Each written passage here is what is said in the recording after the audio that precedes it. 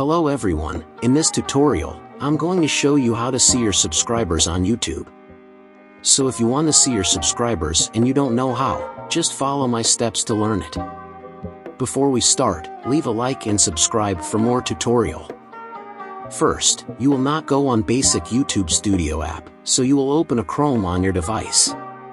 After that, go on search and type the YouTube Studio.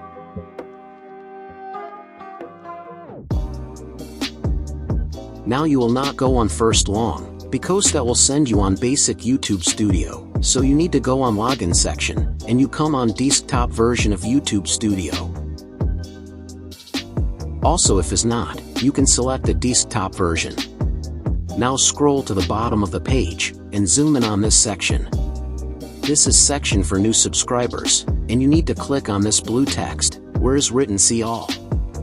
Then zoom out, and you will see all your subscribers. You can subscribe on channel you see, and we are finished. So thanks for watching, and if you have any questions or comments, leave them down below. Don't forget to like and subscribe for more tutorials like this.